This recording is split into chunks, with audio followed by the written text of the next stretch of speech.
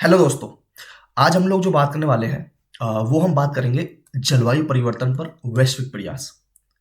वैश्विक मतलब world wide क्या क्या कोशिशें की जा रही हैं जो हमारा आजकल क्लाइमेट चेंज हो रहा है उसको रोकने के लिए। ठीक है, जलवायु में जो परिवर्तन आ रहे हैं उनको कम करने के लिए। ये इस पर हम क्यों बात कर रहे हैं, क्योंकि ऑलरेडी हमारे सिलेबस में ये चीज़ दी हुई है। यहाँ देखिए आप, जलवायु परिवर्तन पर सामान्य मुद्दों से संबंधित सामान्य जानकारी। भले ही सामान्य जानकारी मांगी है, मगर यहाँ कहीं भी ये चीज़ नहीं बताई है कि वो सिर्फ इंडिया वाले पर्सपेक्टिव से पूछ रहे हैं या फिर वर्ल्ड के पर्सपेक्टिव से पूछ रहे हैं। ठीक है, तो हम लोग दोनों करेंगे। पहले मैं आज करवा देता हूँ आपको वैश्विक प्रयास, उसके बाद हम लोग इंडियन वाले प्रयास की बात करेंगे। ठीक है ना। ऑलरेडी हमारी जो चीज़ें हो चुकी है, पारिस्थितिकी तंत्र हो गया, जैव विविधता हो गई, पर्यावरण प्रदूषण क्षरण हो गया, पर्यावरण संघात आकलन जो ईआई हम बोलते हैं वो हो गया। 2 दिन में आपका ये जलवायु परिवर्तन वाला हो जाएगा। पर्यावरणीय सुरक्षा वाली जो चीजें हैं वो इसी में ही आ जाएंगी, जलवायु परिवर्तन वाली में, और पर्यावरण प्रदूषण वाली में हमने भी पढ़ी है। ठीक है, एक दिन आपका मिसलेनियस का होगा और उसके बाद ये नेशनल पार्क, वन्य जीव अभ्यारण्य, ये सारी चीज हो जाएगी। ठीक है, तो पहले मैं आपको बता देता हूं कि यार जो क्लाइमेट चेंज है ना, कॉज ऑफ क्लाइमेट चेंज, जो जलवायु परिवर्तन हो रहा है उसके कॉजेज क्या है, कारण क्या है उनकी। क्योंकि कोई भी चीज अगर हो रही है वो बिना कारण के तो हो नहीं रही, उसके पीछे कुछ ना कुछ रीजंस रहे होंगे। ठीक है, आज जो क्लाइमेट चेंज हो रहा है कुछ ना कुछ कारण तो रहे हैं। तो हम लोग इनमें बात करते हैं। एक तो है आपके नेचुरल और एक है आर्टिफिशियल या फिर ह्यूमन की वजह से। अब यही हम नेचुरल और आर्टिफिशियल वाले में बात करें तो देखो यार, क्लाइमेट चेंज नेचुरल तरीके से भी हो सकता है। जैसे मैं बात करूं, आपने सोलर साइकिल के बारे में बात सुनी होगी। ठीक है, सोलर फ्लेयर्स के बारे में, जो सौर कलंक के बारे में बात की होगी, काले काले धब्बे दिखाई देते हैं, तो सनस्पॉट या सोलर साइकिल की वजह से। जैसे अगर मैं बात करूं तो सनस्पॉट या फिर सोलर साइकिल की वजह से भी चेंज आ सकते हैं। दूसरा है वॉल्केनो की वजह से, क्योंकि आपने देखा होगा कि अभी एक न्यूज में भी आया था, एक वोल्केनो इतना फट गया कि उसकी वजह से जो धुआं वगैरह इतना निकल गया कि पूरा अंधेरा ही अंधेरा हो गया था। ठीक है, उसकी वजह से भी चेंज आते हैं। ओके, गैसेज वगैरह निकलती हैं, वो है। तीसरा आपका फॉरेस्ट फायर। आपने बहुत बार देखा होगा अचानक से जंगलों में आग लग जाती है। ऑस्ट्रेलिया वाले में केस में तो बहुत बार लगती है। ठीक है, जो फॉरेस्ट फायर है। ऐसे ही यूएसए के अंदर भी आपने देखी होगी लास्ट ईयर। ठीक है, तो फॉरेस्ट फायर वाली कंडीशन हो गई। अब ये नेचुरल है, इसमें ह्यूमन इंटरफेरेंस नहीं है भैया। उसके बाद नेक्स्ट अगर आप बात करोगे तो नेक्स्ट आप अर्थ के टिल्टेशन को लेकर ले लो। अर्थ टिल्ट, क्योंकि जब वो घूमती है तो कहीं पर, जैसे आप लोगों ने पढ़ा भी होगा जियोग्राफी के अंदर, कि पहले अर्थ का जो एक्सिस था वो कहीं और था, अब कहीं और मूव कर रहा है। ऐसा नहीं है कि ये 1 साल 2 साल में हो गई, कई कई सालों में जाके होता है वो। ठीक है, उसके बाद कुछ कॉमेट्स वगैरह। ठीक है, या फिर मीटोराइट्स वगैरह जो होते हैं वो आके टकरा जाते हैं, उल्का पिंड हो गए, कॉमेट्स हो गए, तो उनकी वजह से भी ये चीज़ें। जैसे देखो, आप ज्योग्राफी में पढ़ते हो तो आपको पता चलता है कि एक उल्का पिंड इतना भारी था जिसकी वजह से अर्थ का टिल्टेशन थोड़ा कम, मतलब कम हो गया। ठीक है, ऐसा भी आपने पढ़ा होगा ज्योग्राफी के अंदर। फिर आप देखोगे कि जो आप प्लेट टेक्टोनिक थ्योरी के बारे में पढ़ते हो। ठीक है, प्लेट टेक्टोनिक थ्योरी और कॉन्टिनेंटल ड्रिफ्ट थ्योरी, जिसमें आप लोग पढ़ते हो कि यार जो कॉन्टिनेंट्स हैं वो मूव कर रहे हैं, प्लेट्स जो है वो मूव कर रही हैं। ठीक है, फिजिकल ज्योग्राफी में आप लोग पढ़ोगे। ठीक है, प्लेट टेक्टोनिक थ्योरी। अब देखो, सामान्य जानकारी उसने मांगी है, तो अब ये चीज आपको पता होनी चाहिए। इसमें मैं आपको अंडर डेप्थ में नहीं जा रहा हूँ पढ़ाने के लिए, इसमें बहुत कुछ है। सनस्पॉट साइकिल्स के बारे में हम लोग बात करेंगे, ठीक है, कॉन्टिनेंटल ड्रिफ्ट थ्योरी के बारे में बात करेंगे, कुछ ना कुछ चीजें मैं इनमें बताऊंगा आपको। बट हमें उतना डेप्थ में जाना ही नहीं है, हमें सामान्य जानकारी उसने मांगी है, ठीक है ना। तो आपको क्वेश्चन ये पूछ सकता है कि निम्न में से कौन सा नेचुरल तरीका है जिसकी वजह से क्लाइमेट चेंज हो रहा है। तो आपको ये पता होना चाहिए वॉल्केनो ये चीज। कभी आप ये मत सोचना कि फॉरेस्ट फायर तो इंसान लगाते हैं अपना, जो है स्लैश एंड बर्न खेती करते हैं जब वो, तो इस तरीके से चीजें मत लेके आना, ठीक है। तो ये आपको पता होना चाहिए। तो नेचुरल हमने बात कर ली। आर्टिफिशियल या पर ह्यूमन वाले में तो आपको पता ही है यार, उसमें मैं क्या ही बताऊं आपको, ठीक है। जो ये ग्रीन हाउस गैसेस की बात की जाए, ग्रीन हाउस इफेक्ट, जिसे हम गोल्डीलॉक्स प्लेनेट, मतलब ये तो हमारा ही है अर्थ जो गोल्डीलॉक्स प्लेनेट है। इट्स नॉट टू हॉट, ना ज़्यादा गर्म है ना ज़्यादा कोल्ड, ठंडा है, ठीक है। उसके बाद कुछ गैसेज वगैरह हैं जैसे CO2 हो गई, ठीक है, ओजोन हो गया, ओके, वाटर वेपर्स हो गए, ठीक है, और उसके बाद मीथेन हो गई। ये कई सारी गैसें हैं जिनकी वजह से क्या होता है, हमारा क्लाइमेट चेंज होता है, ओके। नाइट्रस ऑक्साइड हो गया, फ्लोरेटेड गैसेज हो गई, ब्लैक कार्बन हो गया, ब्राउन कार्बन हो गया, ओके, परफ्लोरोकार्बन हो गया। तो ये तो हमारे कुछ कारण है। अब मानवीय कारकों में तो आप बहुत सारी चीजें देख सकते हो यार, ऐड कर सकते हो, उसमें तो कोई कमी है नहीं। मेन जो चीज है वो हमें बात करनी है इफेक्ट ऑफ क्लाइमेट चेंज की वजह से, ठीक है, इफेक्ट ऑफ क्लाइमेट चेंज। जो हमारा जो क्लाइमेट है, ठीक है, उसमें परिवर्तन जो हो रहे हैं, लाइक उस पर क्या इफेक्ट पड़ेगा, क्लाइमेट पर क्या क्या चेंजेस आ सकते हैं। पहला तो है आपका, जो हम बहुत ही कॉमन पढ़ते हैं, टेम्परेचर बढ़ जाएगा। जैसे आजकल बढ़ा हुआ है भाई, आप देख लो गर्मियों का टाइम में टेम्परेचर कितना कितना पहुंच जाता है। आपने अपने ही गांव के अंदर या आसपास में लोगों को कहते हुए सुना होगा कि एक टाइम था, इतनी ज़्यादा नहीं पड़ती थी, या इतनी ज़्यादा कड़ाके की ठंड पड़ती थी, अब तो कुछ नहीं है, ठीक है। सुना होगा ना, वो यही क्लाइमेट चेंज की वजह से है। और आजकल आप खुद भी देख रहे होगे कि आज से 10-15 साल पहले कहाँ अक्टूबर नवंबर में जैकेट निकल जाती थी बच्चों की, और आजकल भाई दिसंबर में जाके जैकेट निकल रही हैं। आप दुकान पर जाते होंगे तब भी आपको जो दुकानदार वो बोलता भी होगा कि आजकल कौन ही खरीद रहा है भाई, थोड़ी टाइम की सर्दी बची है फिर वही गर्मी आ जाती है। तो क्या है ये इफेक्ट है भाई, ठीक है, क्लाइमेट चेंज जो हो रहा है, टेम्परेचर इंक्रीज हो रहा है। उसके बाद है, आपने एक और सुना होगा कि यार जो हमारे ध्रुवों पर आइस है, या पर जिसकी वजह से आइस पिघल रही है, आइस पिघलना, ठीक है। उसके बाद आपने देखा होगा कि जो हमारा सी लेवल है वो बढ़ जाता है, क्योंकि ये पूरा पूरा कनेक्टेड है। टेम्परेचर बढ़ा, ज्यादा गर्मी हुई, बर्फ पिघली, बर्फ पिघल के पानी बन गई, पानी कहाँ गया, समुद्रों में गया, समुद्र का लेवल बढ़ गया भाई, ठीक है, सी लेवल राइज हो गया। इसका एक बढ़िया एग्जाम्पल है हमारे इंडिया का, देख लो आप, जो साउथ में तमिलनाडु वाला एरिया है, उसके कुछ द्वीप थे, कुछ एरिया था जो समुद्र में समा गया है, ठीक है। अगर आप एंशियंट हिस्ट्री से भी कनेक्ट करोगे इस चीज को, तो आपने एक कोबलर और कन्नगी की कहानी सुनी होगी, ठीक है, बुक में। तो उनके द्वारा मद्रास शहर जो बसाया गया था वो डूब गया, वो चीज भी है, ओके। तो ये बहुत सारी चीजें इंटरकनेक्टेड करती हैं। उसके बाद है आपका फोर्थ में ओशियन एसिडिफिकेशन। ओशियन ओशियन जो है वो एसिडिक हो जाता है। देखो ये चीज आपको समझने की जरूरत है।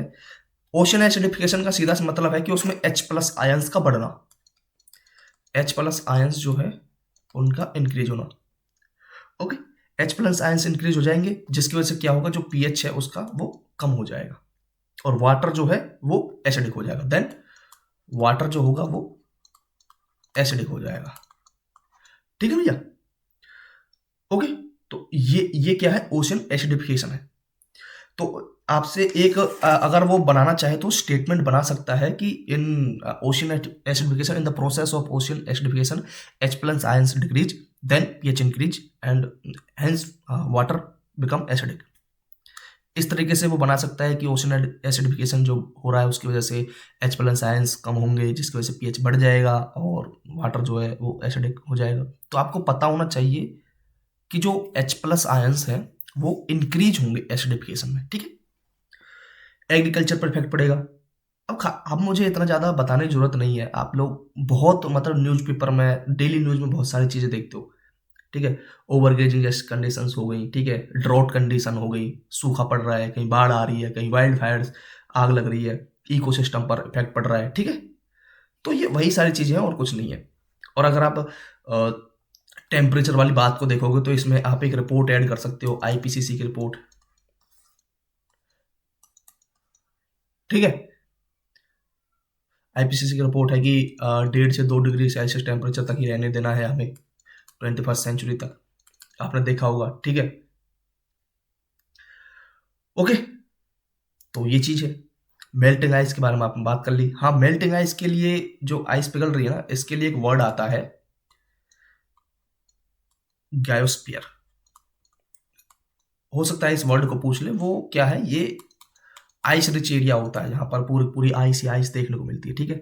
Means place on earth where it is so cold that water it is solid form. जो वाटर जो होगा वो अपने सॉलिड फॉर्म में होगा, और वाटर की सॉलिड फॉर्म क्या है?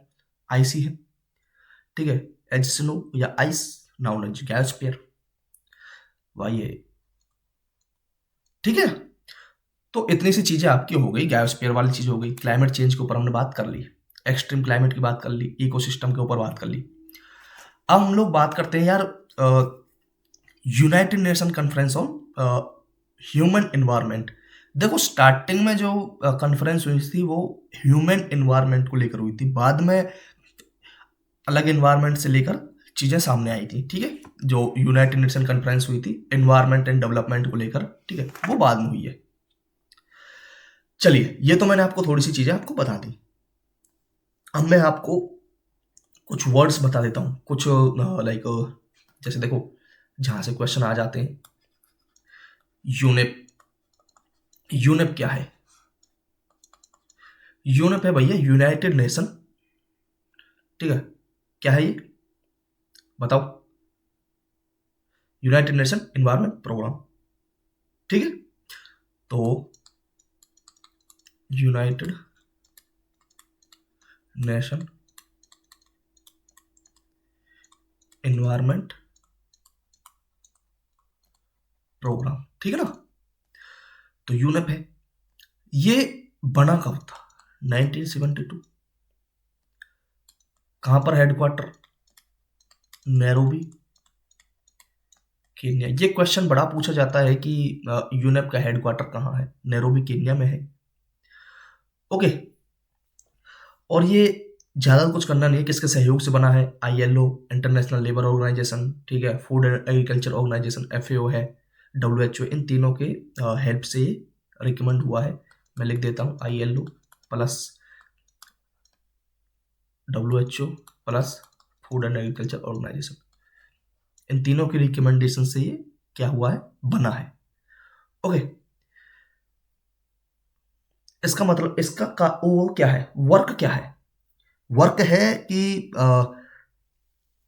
जो डेवलपिंग कंट्रीज है ये असिस्ट करता है उनको, जो डेवलपिंग है, जो विकासशील देश है, ठीक है? विकासशील, नॉट डेवलप्ड, विकासशील की बात कर रहे हैं, डेवलपिंग कंट्रीज को इम्प्लीमेंट करने के लिए जो इन्वायरमेंटली साउंड पॉलिसीज हैं, कुछ पॉलिसीज बनाई होंगी जो विकसित देश बनाते हैं। कभी कुछ टेक्नोलॉजी के ऊपर काम करते हैं, कभी कुछ, जैसे आपने कॉन्फ्रेंस ऑन पार्टीज के अंदर देखा होगा कि वो कभी $100 बिलियन देने की बात करते हैं, कभी 50, कभी 200, ठीक है?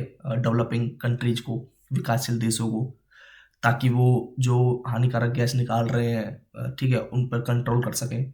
तो सेम यही चीज़ें ये करता है यूनेप कि भाई इन्वायरमेंटली जो साउंड पॉलिसीज है कि हमने ये चीज़ हम लोग लेकर आए हैं, जैसे पेरिस गोल्स, कि भाई आप अपनी जो हानिकारक गैस हैं उनको 20 से 30% अपने अपने खुद के टारगेट्स आप रखो, इस तरह की हम चीज़ें।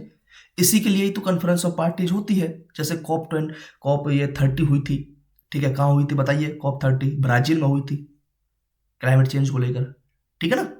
COP 33 कहाँ होगी? वो हमारे इंडिया में होगी, समझ गए? ठीक है, ओके, बड़े फिर आगे आ जाओ। देखो यार, ये हो गई यूनिप वाली। अब एक चीज आती है कि यूनिप जो है ये 2 रिपोर्ट्स निकालता है, उन रिपोर्ट से भी क्वेश्चन आ सकता है। एक तो है ग्रीन इंडेक्स, इसकी रिपोर्ट है, रिपोर्ट, एक तो है इसकी इंडेक्स ग्रीन इंडेक्स रिपोर्ट निकालता है, एक है ग्लोबल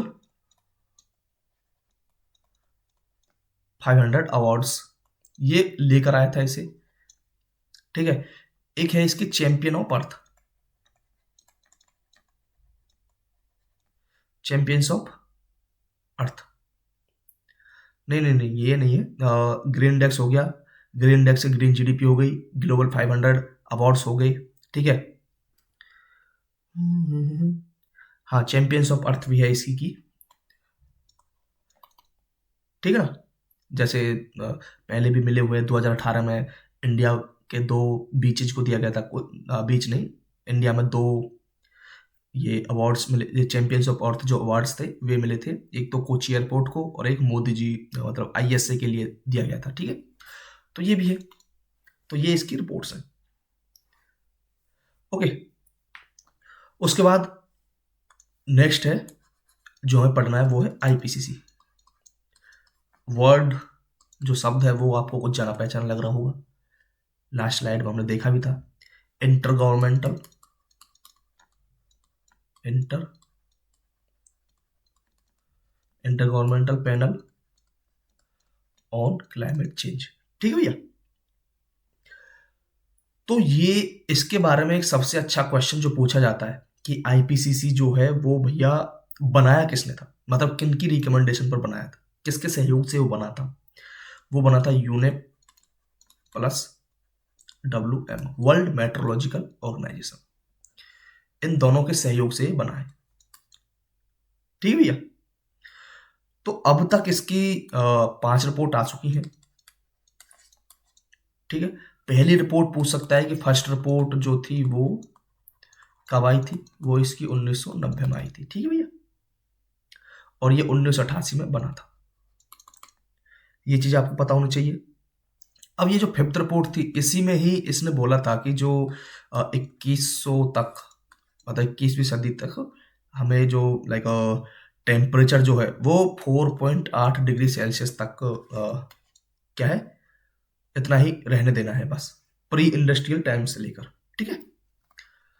एक चीज और है, क्वेश्चन ये भी पूछ सकता है कि आईपीसीसी जो है वो क्या खुद से कोई रिसर्च या एनालिसिस वगैरह करता है, नहीं, खुद से कोई रिसर्च ये नहीं करता, रिसर्च करता है नहीं करता। तो आईपीसीसी कैसे अपनी रिपोर्ट देता है, जितने भी लोगों ने अभी तक रिसर्च की है या उस ईयर में रिसर्च की होगी उन सब की रिपोर्ट्स को एनालाइज करता है, फिर अपनी एक अलग से रिपोर्ट बनाता है, तब ये रिपोर्ट देता है, ठीक है। जितने भी रिलेवेंट इंफॉर्मेशन है, ठीक है, उन सबको इकट्ठा करके तब ये बताता है, ओके। इसकी खुद की कोई ओरिजिनल रिसर्च नहीं होती है, ये हो गया। उसके बाद आता है आपका ब्रटलैंड कमीशन,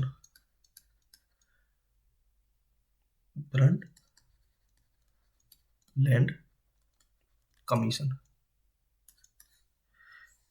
इसका नाम जो है वो है WCED, क्या है, the world commission on environment and development, ठीक है, ये चीज याद रखनी है। अब भाई इसमें क्या है, ये रिपोर्ट निकालता है, रिपोर्ट आती है इसकी एक, पूछ सकता है कि our common future, common,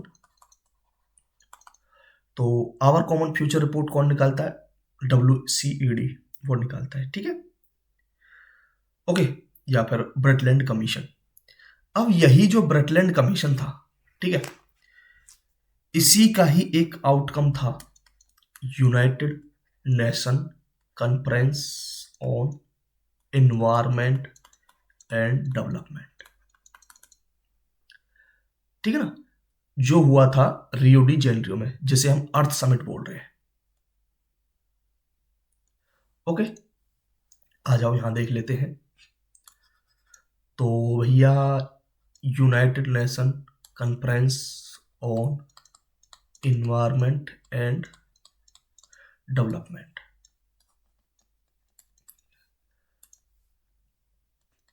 1992 Rio de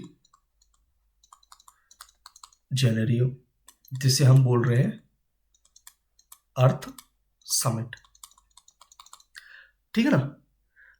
अब ये फोर्स में आया भाई, फोर्स में 1994 से। ओके, अब देखो यार, जब 1992 में अर्थ समिट हुई थी तो उसमें कुछ लीगली बाइंडिंग जो हमने देखा था, तो जो 1992 की जो समिट हुई थी अर्थ समिट, तो उसमें दो चीजें निकल कर आई। हालांकि निकल के तो बहुत सारी चीजें आई थी, बट कुछ चीजें ऐसी थी जो मानना कंपलसरी है कि उनके ऊपर आपको काम करना ही करना पड़ेगा भैया। वो लीगली बाइंडिंग थी, बाध्यकारी थी कि वो करना ही करना है। कुछ ऐसी चीजें थी जो लीगली बाइंडिंग नहीं थी, कानूनी रूप से बाध्यकारी नहीं थी, आप नहीं भी करोगे तो भी कोई दिक्कत नहीं है। तो भाई एक तो थी लीगली बाइंडिंग और एक थी नॉन लीगल बाइंडिंग, ठीक है। तो बाइंडिंग के अंदर हमने तीन चीजें रखी, ठीक है। United Nation conference, United Nation conference on climate change, ठीक है, UNFCCC, ओके। फिर है United Nation conference on combat desertification, जो मरुशतलीकरण है। फिर उसके बाद United Nation conference on combat biological नहीं, United Nation conference on biological diversity, तो जैव विविधता, इसके ऊपर तो हम लोग बात कर चुके। आज हम जो बात करेंगे ये क्लाइमेट चेंज के ऊपर बात करेंगे। डिजर्टिफिकेशन वाले में देखो ज़्यादा कुछ चीज़ें हैं नहीं इसमें, बस एक COP15 हुई है आई थिंक, ठीक है। तो ज़्यादा कुछ है नहीं इसमें, इसमें अगर नहीं भी पढ़ोगे तो भी कोई दिक्कत नहीं है। मेनली डिजर्टिफिकेशन के ऊपर तो पूछा नहीं है, हमें जो मेन बात करनी है वो क्लाइमेट चेंज के ऊपर बात करनी है, ठीक है। नो लीगल में आप देखोगे तो सस्टेनेबल डेवलपमेंट गोल्स हैं, पूछा जा सकता है भाई कितने हैं, 17 गोल्स हैं, ठीक है। और इसके अंदर और भी कई सारी चीज़ें हैं, आपको जरूरी नहीं है सारी चीज़ों को पढ़ना, आपके लिए ये जरूरी है सस्टेनेबल डेवलपमेंट गोल्स, ओके। और ये जो सस्टेनेबल डेवलपमेंट गोल्स हैं वो 2030 तक हमें अचीव करने हैं। लॉन्च कब हुए थे? 2015 में लॉन्च हुए, 2030 तक हमें अचीव करने हैं, ठीक है। तो अब मैं क्या करूँगा, आपको ये सस्टेनेबल डेवलपमेंट गोल्स बता के, और फिर उसके बाद हम लोग क्या करेंगे, ये UNFCCC पर बात करेंगे, ठीक है। ओके, ठीक है। तो हम लोग पहले SDGs के ऊपर बात करते हैं, ये रही उसकी एक लिस्ट, आ जाओ, ठीक है। The global goals, sustainable goals development के लिए पहला है नो पॉवर्टी, ठीक है। देखो हिंदी में भी है, ये रहे हिंदी में, अगर आप देखोगे तो मैं हिंदी में बता देता हूँ कि गरीबी उन्मूलन, दूसरा है भुखमरी का समापन, तीसरा अच्छा स्वास्थ्य और खुशहाली, चौथा गुणवत्तापूर्ण शिक्षा, पांचवा है लैंगिक समानता, छठा स्वच्छ जल, सातवां किफायती और स्वच्छ ऊर्जा, आठवें गरिमापूर्ण कार्य आर्थिक समृद्धि, नौ में उद्योग समाचार नवाचार और अवसंरचना, 10 में असमानताओं को कम करना। देखो यार, पांचवा और 10वां आप लोग इंटरलिंक कर सकते हो कि लैंगिक समानता की बात की जा रही है, और यहाँ असमानताएं जो हो रही है ना, ऊंच नीच, ये बहुत सारी असमानताएं हैं, वो मतलब उनको कम करना है। 11वें संधारणीय शहर और समुदाय, जिम्मेदार पूर्वक उपभोग और उत्पादन। अब यहाँ 13 से भी आप लोग कनेक्ट कर सकते हो। 13 में क्या है कि जलवायु कार्रवाई है, ठीक है। लाइक 13वें के अंदर जलवायु कार्रवाई है, प्रोटेक्ट करना प्लेनेट को। और देखो 14वें में जलीय जीवन, 15 का मतलब है रे, सथलीय जीवन मतलब ऊपर सथल पर, लाइफ ऑन लैंड। और जलीय जीवन 14 आप कर सकते हो लाइफ बिलो वाटर। 16 में शांति न्याय समृद्धि, पीस एंड जस्टिस। और 17वें में लक्ष्यों को हासिल करने में साझेदारी करना, means partnership for the goals. तो ये टोटल 17 लक्ष्य है, यहाँ भी आप देख सकते हो, ये रहे, ठीक है। Life below water, climate action, life on land, peace and justice, partnership for the goals, ठीक है। ये सब लोग आप याद रख सकते हो, लिस्ट मैंने दे दी, आप लोग लिख सकते हो, देख सकते हो, क्योंकि कई बार क्वेश्चन पूछा गया है भैया पहले भी सस्टेनेबल डेवलपमेंट गोल से, ठीक है। ओके, तो ये आपको पता होना चाहिए। और इससे क्वेश्चन कैसे पूछा जाएगा, ऐसे आपको दे दिया जाएगा कि देखो ये है SDG 10, SDG 12, SDG 16, SDG 5, तो ये पेयर 1 है, ये पेयर 2 है। तो भाई यहाँ पर आपसे अगर मैं क्वेश्चन बनाऊं तो भाई मैं बोल सकता हूँ आपसे कि रेस्पॉन्सिबल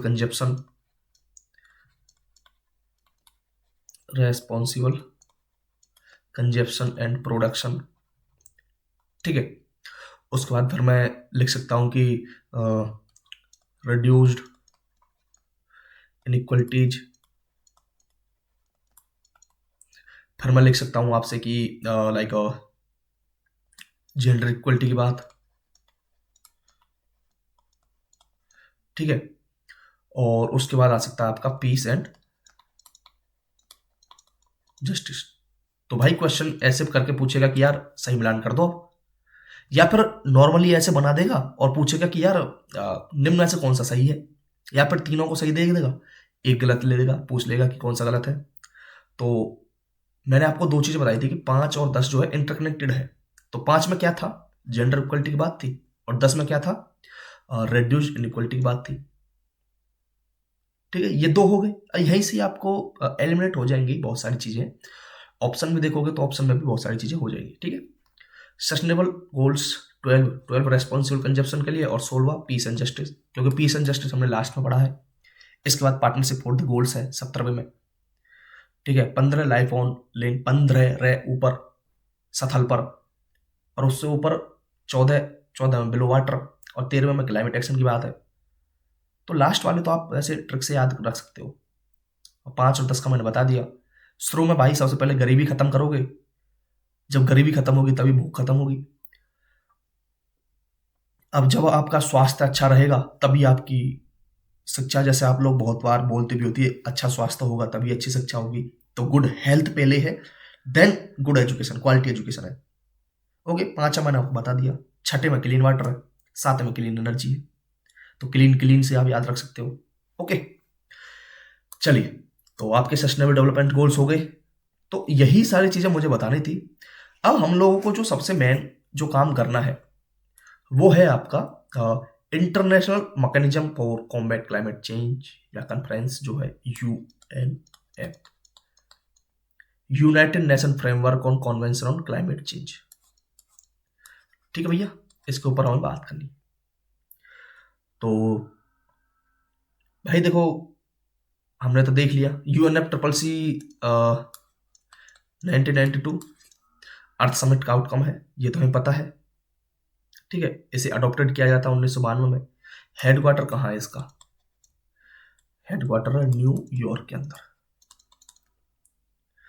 ओके, इसी की ही दो भाई बहनें हैं, टू सिस्टर्स कन्वेंशन है, UNCBD, UNCCD, जो मैंने आपको बता दिया था, क्योंकि 3 चीजें लीगली बाइंडिंग थी। अब हमें क्या करना है, देखो, अब मुझे भी पता है, आपको पता है कि कॉन्फ्रेंस ऑफ पार्टी जो COP हम बोलते हैं इनको, ये अब तक 30 हो चुकी है, और 30वीं कब हुई है, 2025 में लास्ट ईयर हुई है। और कहाँ हुई है, ये ब्राजील में हुई है। अब ये 30 की 30 पार्टीज हमारे लिए जरूरी नहीं है, हमें जो इंपॉर्टेंट चीजें हैं वही कवर करनी है। और वो पूछेगा भी ऐसे ही, ऐसा नहीं कि पूरा पूरा आपसे पूछ दिया, क्योंकि इन्वायरमेंट खुद इतना बड़ा मतलब चीजें हैं, इसके अंदर कुछ बहुत सारी चीजें हैं, वहां से भी वो क्वेश्चन बना सकता है। आएगा कितने नंबर का, 10 का, और उसमें भी 10 में इन्वायरमेंट भी है, डिजास्टर मैनेजमेंट भी है। तो अगर मैं दोनों को 5-5 करके बांट दूं तो 5 नंबर में उसके पास इन्वायरमेंट पूछने के लिए बहुत सारी चीजें हैं।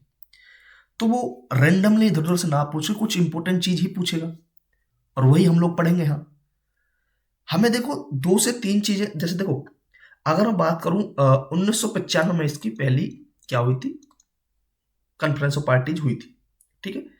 तो पहली COP1 है, और वो कहां हुई थी, वो बर्लिन में हुई थी, जर्मनी में, ठीक है। उसके बाद हमें जो इम्पोर्टेंट है वो है हमारी 1997। वो कब हुई थी? वो है कॉप 3, क्योंकि 1995 फर्स्ट हो गई, 1996 सेकंड, 1997 थर्ड। ये हुई थी हमारा क्योटो जापान में।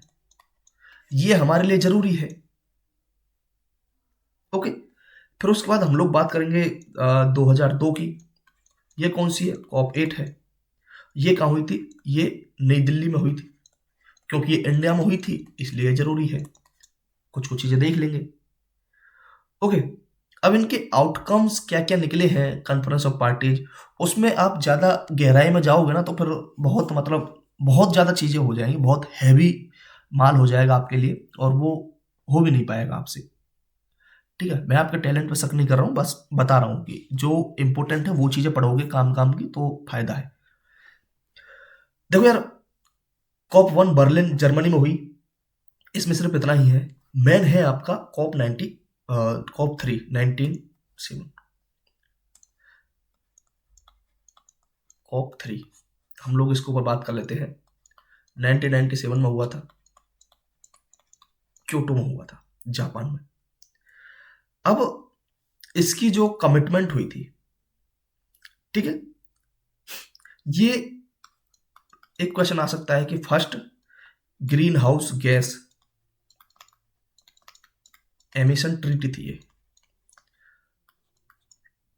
ठीक है, और इसमें कमिटमेंट पीरियड जो था वो हमारा मतलब कम करने का इन गैसेज को 2008 से 12 तक था।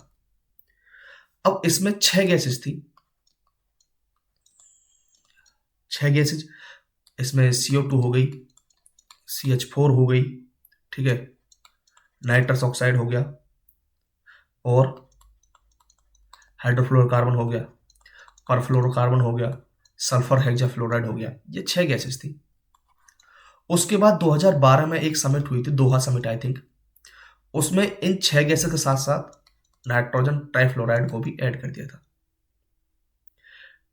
ठीक है, तो भाई 2013 से 20 जो सेकंड कमिटमेंट, ये तो फर्स्ट कमिटमेंट है। सेकंड कमिटमेंट 2012 में हुई। उसमें 2012 में 2013 से 20 तक के लिए 7 साल के लिए नाइट्रोजन ट्राइफ्लोराइड को ऐड कर दिया। अब क्योटो मैकेनिज्म में 3 चीजें यहां पर निकल कर आई। एक तो था कार्बन ट्रेडिंग,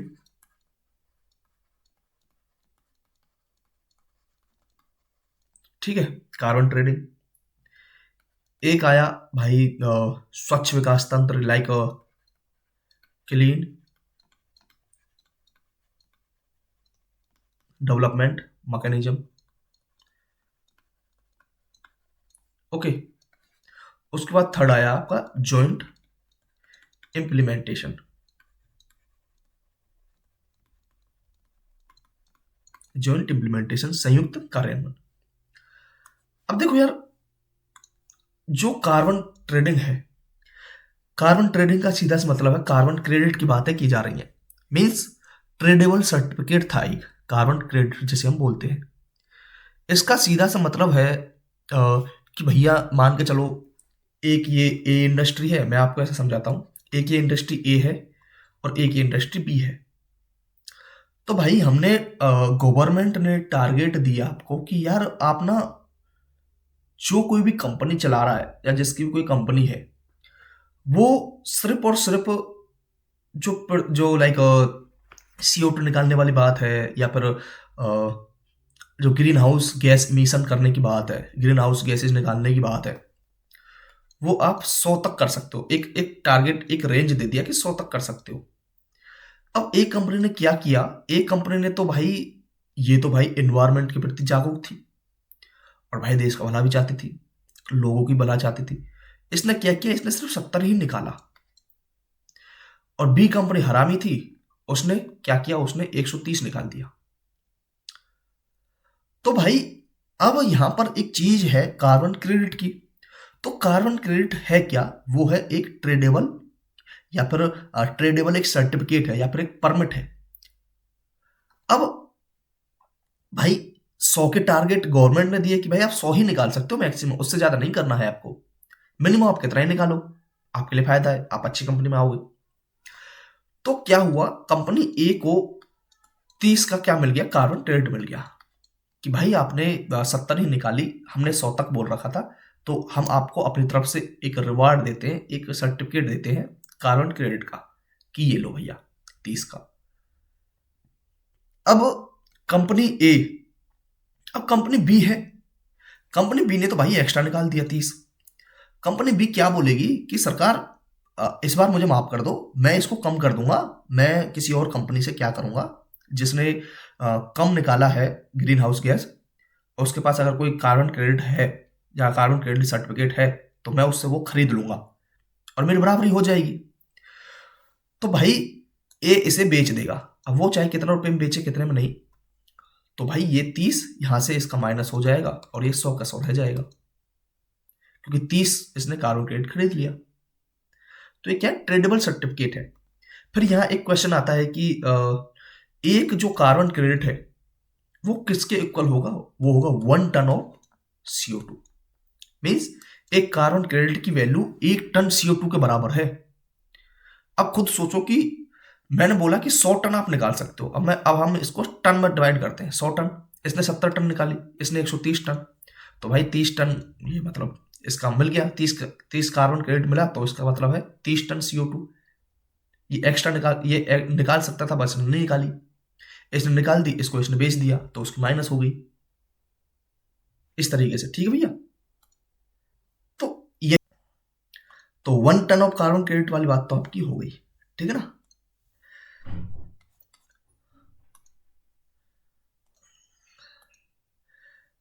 देन उसके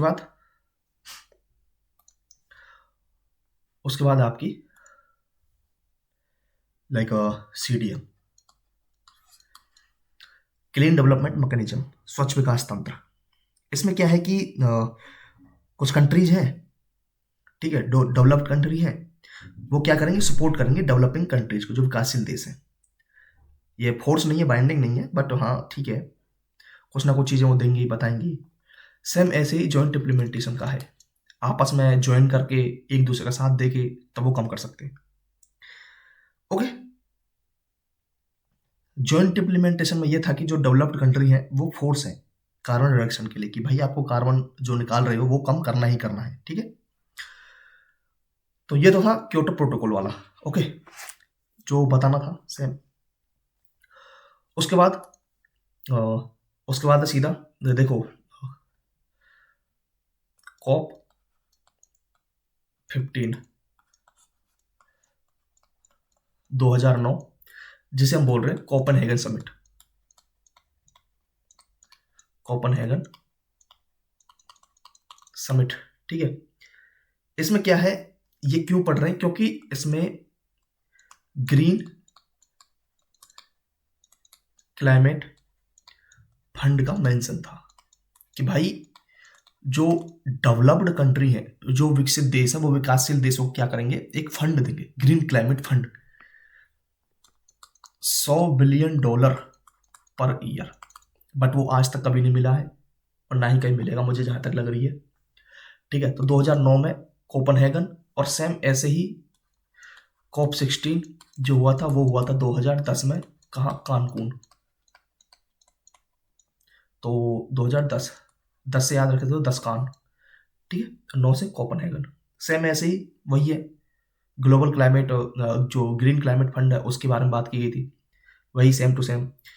इसमें तो ये बोल दिया कि 2012 तक $30 बिलियन और 2020 तक $100 बिलियन ये हम दे देंगे, पर कभी नहीं मिला।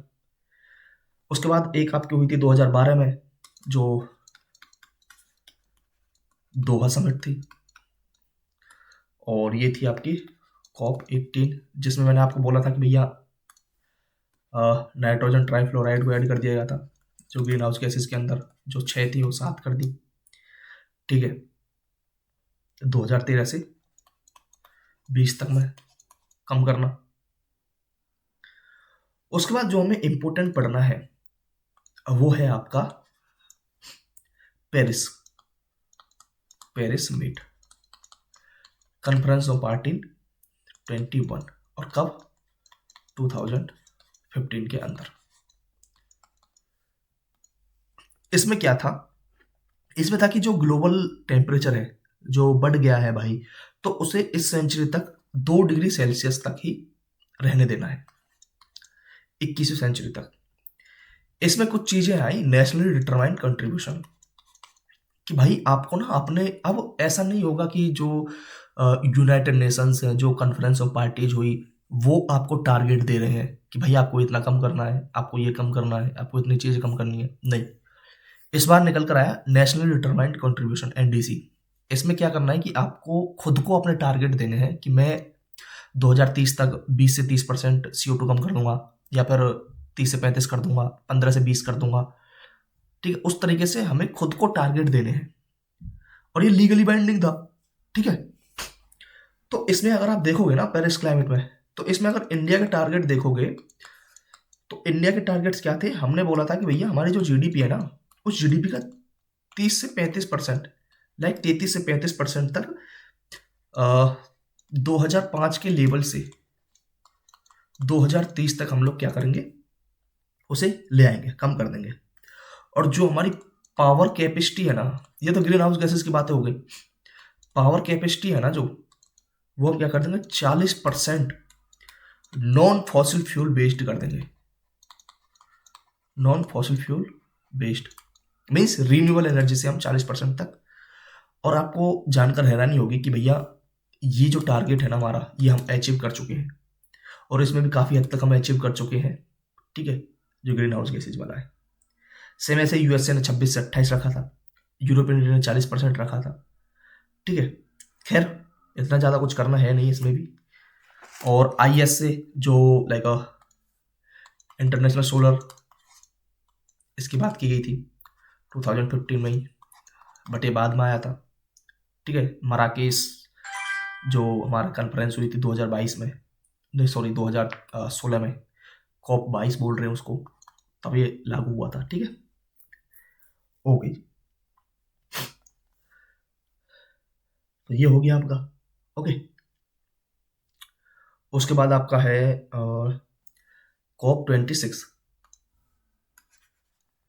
ठीक है भैया, कॉप 26 ये कहाँ हुआ था? ये 2021 में हुआ था, और आपका हुआ था ग्लासगो में। ग्लासगो में इसमें क्या चीज़ें निकल कर आई? ठीक है, इसमें निकल कर आया कि यार हम जो गोल्स थे वो थे नेट जीरो करने के। कब तक? 2050 तक। ठीक है, अभी भी ये क्वेश्चन पूछ लेता है कि हमने नेट जीरो का गोल्स कब तक रखा है, कब तक हम नेट जीरो कर देंगे 2050 तक। वो क्वेश्चन पूछ लेता है भाई वनडे एग्जाम्स में। ठीक है, वर्क टुगेदर करेंगे, ठीक है, प्रोटेक्ट कम्युनिटीज, इतनी सब चीज़ों को क्या करेंगे, प्रोटेक्ट करेंगे। फिर पंचामृत की बात की गई थी, आपको पता होगा कि 500 गीगावाट जो है हमारी नॉन फॉसिल एनर्जी 2030 तक लेकर आएंगे। ओके, और एक चीज जो नेट जीरो, देखो एक तो है 2050 वाला, ठीक है, achieving the target of net zero emission. ठीक है, और नेट जीरो की ये तो गोल्स है कि 2050 तक, फिर हमने जो पंचामृत में दिया था वो 2070 तक हम लोग पूरा पूरा खत्म कर देंगे, अचीव कर लेंगे टारगेट को। ठीक है, तो ये तो हमारी ये थी जो कॉन्फ्रेंस ऑफ पार्टीज। हालांकि अभी तक कितनी हो चुकी है, हाई पता है भाई, कॉप 30 हो चुकी है। ठीक है, तो इन चीज़ों के बारे में आपको पता होना चाहिए कौन सी कब हुई थी, मैं वो आपको एक, अब जो आपको पता होना चाहिए एक तो है ये कि कॉप 30, कॉप 30 का आपको पता है ब्राज़ील में हुई थी। ठीक है, उसके बाद कॉप 31 कब होगी? कॉप 31 होगी तुर्की में। कॉप 32 कब होगी, कहाँ पर होगी? 32 होगी इथियोपिया। और 33 ये होगी इंडिया के अंदर। तो एक एक साल बढ़ा लो, 2025, 2026, 2027 और 2028। ठीक है, तो ये आने वाली इससे क्वेश्चन वो पूछ लेता है कि कॉप 32 कहाँ पर होने की संभावना है, कहाँ पर होगी। ठीक है, ऐसे ही कॉप 29 कहाँ हुई थी, ये आपको पता है भाई, ये अजरबैजान बाकू, बाकू में हुई थी। ठीक है ना, ओके चलिए, तो वैसे तो आपको ये सारी चीज़ें पता हो गई। उसके बाद हम लोग बात कर रहे थे कि भैया क्लाइमेट चेंज हमें रोकने की। फिर उसके बाद ये तो हमारे United nation framework for combat climate change, ये तो हो गया। उसके बाद हमने एक टेक्नोलॉजी निकाली, देखो इंटरनेशनली प्रयास है, यह है कार्बन सिक्वेस्ट्रेशन की, मीन्स कार्बन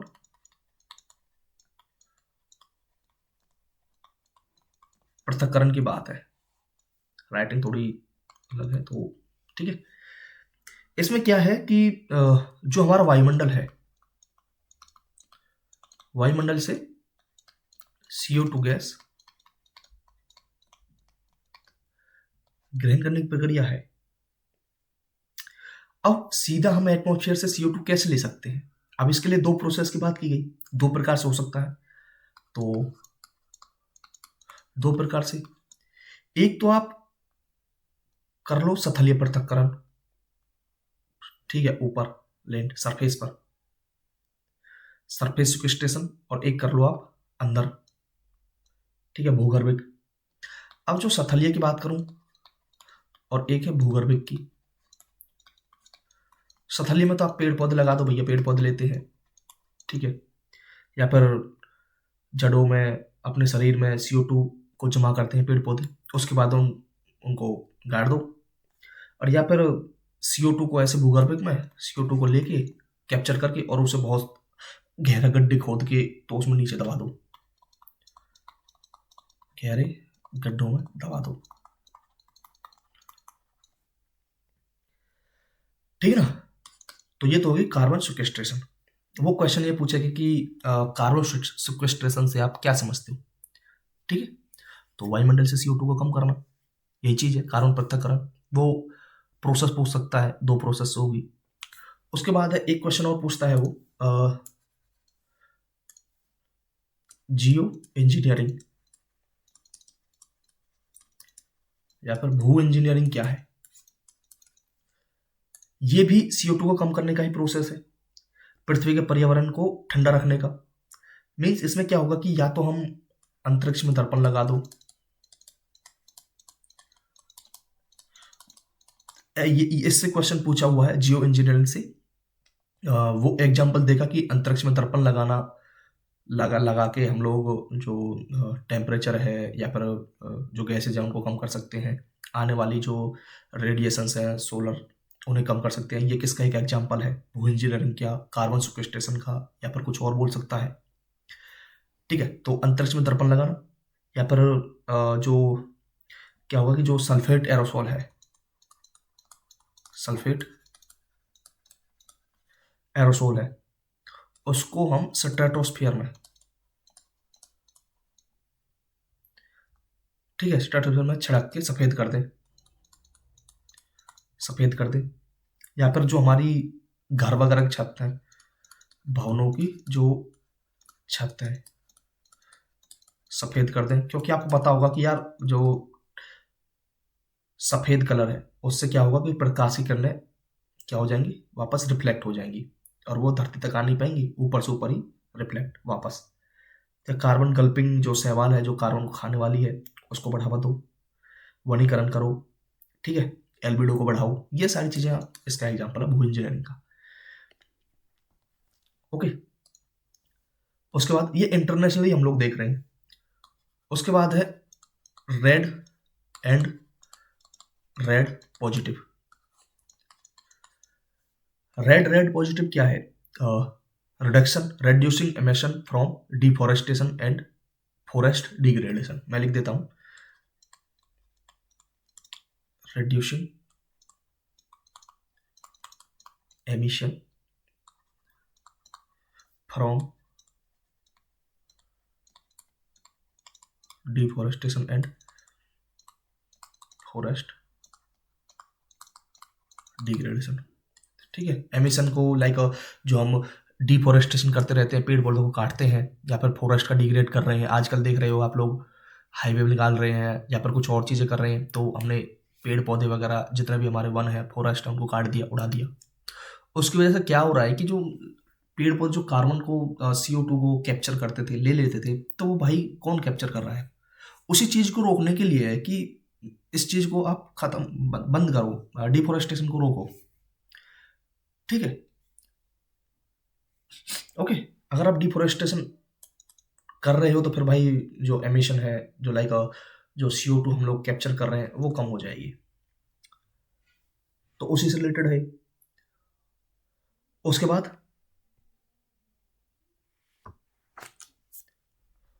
है भाई आपका, आप देख सकते हो आर्कटिक काउंसिल की बात की जा रही है। आर्कटिक काउंसिल, इसमें कुछ करना नहीं है, आपके आर्कटिक काउंसिल वाले देश जो हैं टोटल 8 स्टेट है। मतलब इंटरनेशनल लेवल पे देश को स्टेट्स बोलते हैं, ठीक है। कौन कौन है? कनाडा, फिनलैंड, आइसलैंड हो गया, ठीक है, नॉर्वे, रशिया, स्वीडन, यूएसए और डेनमार्क, ठीक है। तो ये 8 स्टेट्स हैं। आर्कटिक काउंसिल का हेडक्वार्टर पूछ सकता है, ये कहाँ है? ट्रोम्सो में है। ये कहाँ है? नॉर्वे। ठीक भैया, तो ये आर्कटिक काउंसिल हो गई। उसके बाद और तो कुछ है नहीं इसमें यार, मेरे हिसाब से, जहां तक मुझे लग रहा है। ठीक है, यही ग्लोबल प्रयास अगर आप पर कर लोगे ना, उतना ही आपके लिए बहुत हो जाएगा। ओके, अभी क्लास आपकी हो चुकी है आई थिंक 51 मिनट की। अब मैं सोच रहा हूँ कि आपको थोड़ी सी और चीज़ें बता दूँ कि, चलो वो तो मैं आपको उसमें बता दूंगा, बट एक चीज़ और है जो मुझे बतानी है, वो है आपके कुछ लाइक जो कन्वेंशन है। जब हम कन्वेंशन की बात कर ही रहे हैं, तो कुछ कन्वेंशन है आपके पोल्यूटेंट्स के ऊपर।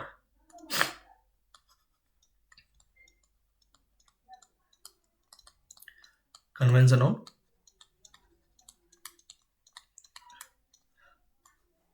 पोल्यूटेंट्स, ठीक है ना।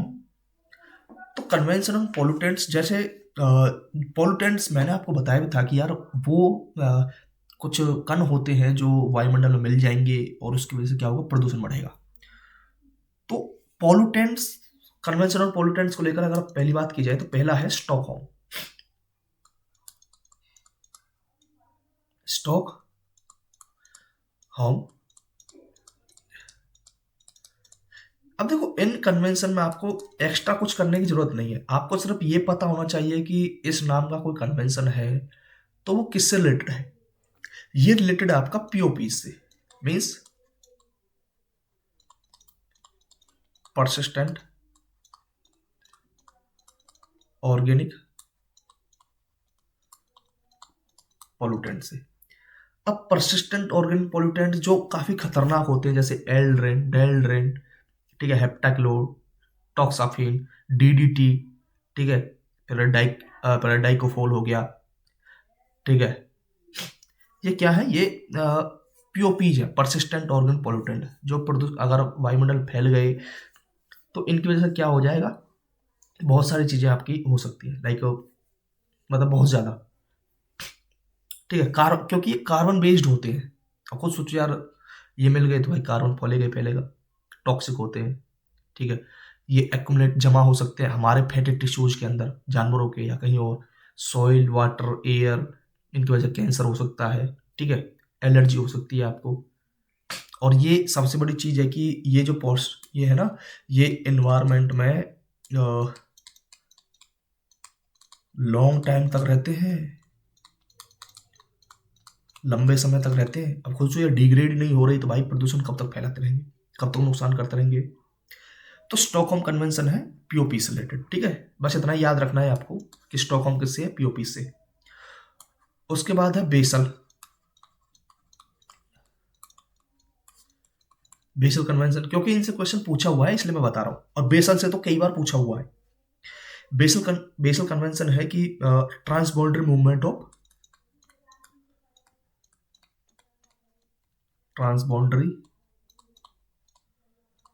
Movement of hazardous substance, hazardous waste and disposal. तो कंट्रोल करना है इसको, ठीक है। तो जस्ट देखो, मैंने आपको आपको बताया था कि ई वेस्ट वाला, याद करो जब हम प्रदूषण पढ़ रहे थे तो उसमें मैंने ई वेस्ट बताई थी, और उसमें बताया था कि कुछ कुछ कन्वेंशन ऐसे हैं, जैसे बेसल कन्वेंशन हो गया, जिसमें हमें ट्रांसबाउंडरी मूवमेंट जो हैजर्डस वेस्ट हो गया, डिस्पोजल है, ठीक है, उसको क्या करना है, कंट्रोल करना है। तो उससे रिलेटेड एक कन्वेंशन है बेसल कन्वेंशन। सिर्फ इतना ही पढ़ना है आपको और कुछ नहीं, ठीक है। जैसे बायोमेडिकल वेस्ट हो गया, लेड एसिड बैटरीज हो गई, हेल्थ केयर वेस्ट हो गया। जैसे आपने देखा होगा ना, सरेंज वगैरह, कभी कुछ ना कुछ, वो मतलब अब सोचो किसी को वो सरेंज जो है, इंजेक्शन जो है यूज किया है, किसी को कुछ और तकलीफ हो रही होगी, मान चलो किसी को एड्स हो गया, क्योंकि उससे फिर किसी और को चुभ गया तो उसमें फैल गया। कई बार रोग फैल जाते हैं ना, किसी को एलर्जी होती है, वो मतलब बहुत बार बोलते हैं ना कि ये इंजेक्शन मतलब नया लगाओ, क्यों एक ही इंजेक्शन को किसी और को नहीं लगा सकते हो, इसी वजह से, ठीक है। या फिर परसिस्टेंट ऑर्गेनिक पोल्यूटेंट का वेस्ट हो गया वो, ठीक है ना। उसके बाद थर्ड है आपका, तो स्टॉकहोम कन्वेंशन हो गया, बेसल कन्वेंशन हो गया, उसके बाद रॉटरडैम,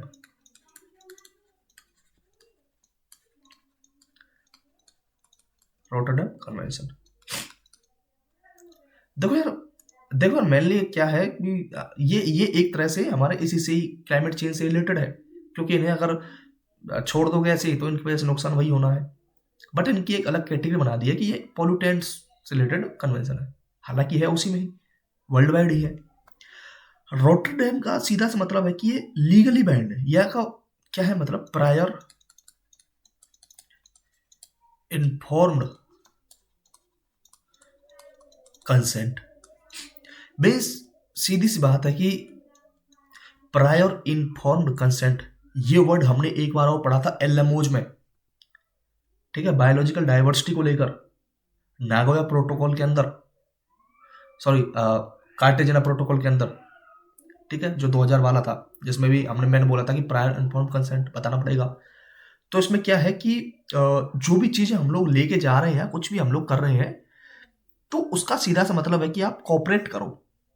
अगर आप किसी को दे रहे हो तो उसके बारे में पूरी जानकारी दो। जैसे आपने देखा होगा, मैं आपको बताता हूँ, मैंने एक इंडस्ट्री में काम किया, तो वहाँ पर जब हम केमिकल्स वगैरह कुछ ना कुछ मंगाते थे, ऑर्डर करते थे, तो उसमें एक पूरी जानकारी वो हमें देते थे कि यार ऐसे ऐसे है। आजकल भी आप कुछ भी ले लो, सब में जानकारी आती है। तो वो यही चीज़ है कि प्रायर इन्फॉर्म कंसेंट, बट ये इंटरनेशनल बड़े लेवल पर है, ठीक है।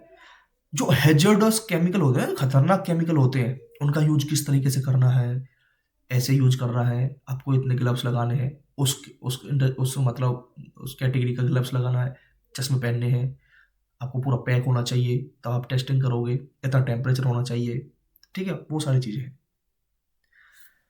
समझ गए ना, जैसे इप्रोडाइन है, फंगिसाइड है, ट्यूबफेक्स है। तो रोटरडैम कन्वेंशन इसी से रिलेटेड है, प्रायर इन्फॉर्म कंसेंट, और इसमें है like environmentally sound use of क्या है, हैजर्डस केमिकल्स। ओके, देखो ये तो ट्रांसबाउंडरी मूवमेंट अगर हम एक जगह से दूसरी जगह भेज रहे हैं उसको कंट्रोल करने के लिए है, कि हैजर्डस वेस्ट या डिस्पोजल को एक जगह, जैसे बहुत बार आपने देखा होगा कि अमेरिका अपना वेस्ट किसी और देश में फेंक देता है, ठीक है, आपने सुनी होंगी ये चीज़ें न्यूज में भी, वेस्ट भर के लेके आया, फेंक दिया कहीं और, अफ्रीकी कंट्रीज में फेंक दिया।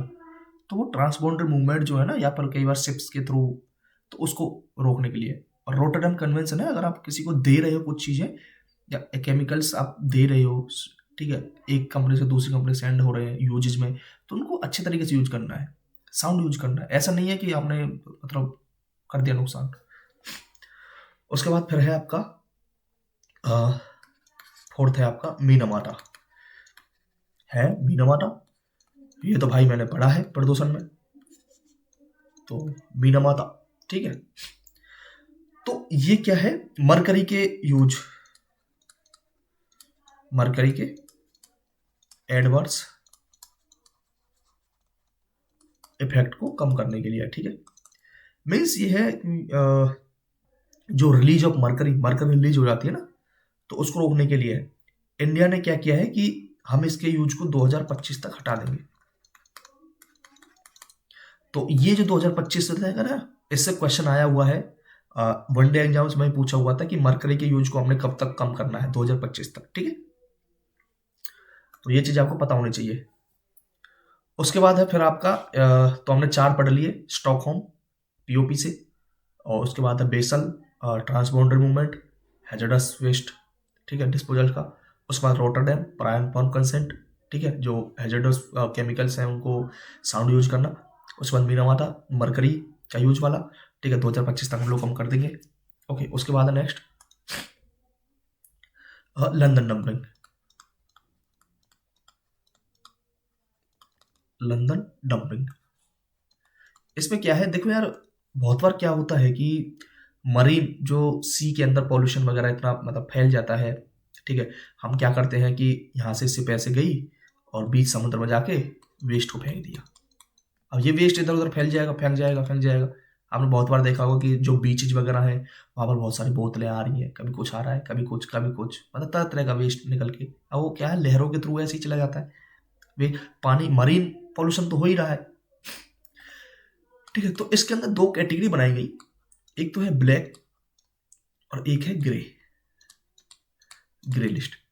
तो जो ब्लैक लिस्ट है, तो इसमें कुछ ना कुछ चीजें वेस्ट जो है उसको कैटेगराइज किया गया वेस्ट को, कि ये ब्लैक लिस्टेड वेस्ट है और ये ग्रे लिस्टेड वेस्ट है। तो जो ब्लैक लिस्टेड वेस्ट था, ठीक है, वो तो पूरी तरह से प्रोहिबिटेड है,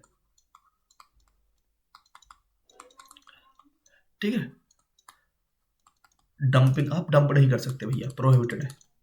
ग्रे लिस्ट है after like special permit,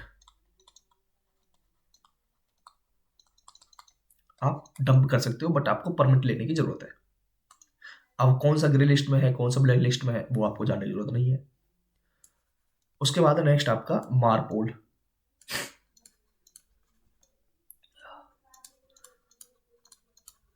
मारपोल convention, ठीक है, मारपोल कन्वेंशन है कि शिप से रिलेटेड, शिप जो जहाज वगैरह होते हैं ना, शिप पॉल्यूशन, जैसे मान के चलो शिप्स की साफ सफाई कर रहे हो, ठीक है, या कुछ और चीजें कर रहे हो, ठीक है, शिप्स से एक्सीडेंटल पॉल्यूशन हो जाए या फिर रूटीन ऑपरेशन हो रहे हैं, ठीक है, तो उसको रोकने के लिए कि भाई शिप्स के थ्रू भी पॉल्यूशन ना हो, क्योंकि वो साफ सफाई वगैरह सारी चीजें होकर जानी कहाँ है, समुद्र में ही जानी है, सीधी सी बात है। ओके, तो यही सारी चीजें हैं और कुछ नहीं है। तो यहाँ आपकी ये सारी चीजें आपकी खत्म होती हैं। कुछ कुछ एक्स्ट्रा चीजें जो बचेंगी वो मैं आपको मिसलेनियस में करवाऊंगा, ठीक है। तो अगर आपको इन्फॉर्मेशन अच्छी लग रही है और काम की लग रही है तो भाई आपको लाइक शेयर सब्सक्राइब जरूर करना है, वो नहीं कर रहे हैं आप लोग, और ज़्यादा से ज़्यादा शेयर भी करना है वीडियो को। तो हम लोग नेक्स्ट वीडियो मिलते हैं। Thank you, thanks for watching.